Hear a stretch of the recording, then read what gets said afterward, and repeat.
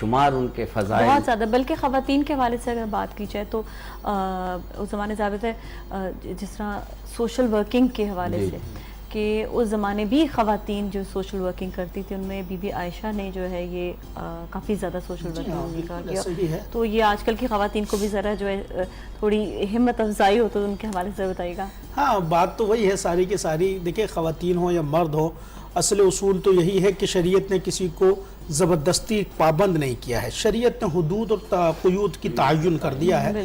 ہر کسی کو اپنے حدود اور قیود کے اندر تعین میں رہتے ہوئے اجازت دی ہے. آپ وہ تمام کام کر سکتے ہیں.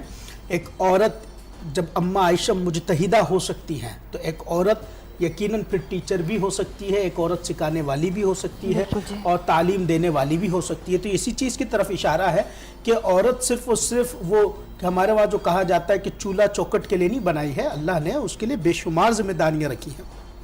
نپولین کا قول بڑا مشہور ہے. نپولین کہا کرتا تھا کہ تم مجھے ایک عورت پڑھی لکھی دے دو تو میں تمہیں 7 نسلیں پڑھی لکھی دوں گا.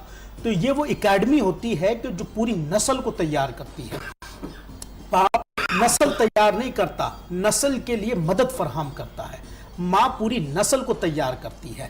تو یقیناً اسلام کے ہر پہلو میں، اور اماں عائشہ صدیقہ رضی اللہ تعالیٰ عنہ کی سیرت میں اس جانب نکتہ بھی ہے اور اس میں پہلو بھی ہے.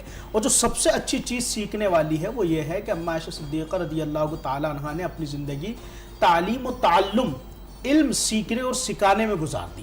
تو ہماری جو بیٹیاں ہیں، بہنیں ہیں، ہمیں چاہیے کہ انہیں تعلیم دیں. دنیاوی اور دینی تعلیم جو ان کے لیے بالخصوص لازم ہے وہ تعلیم ان تک ضرور پہنچائیں.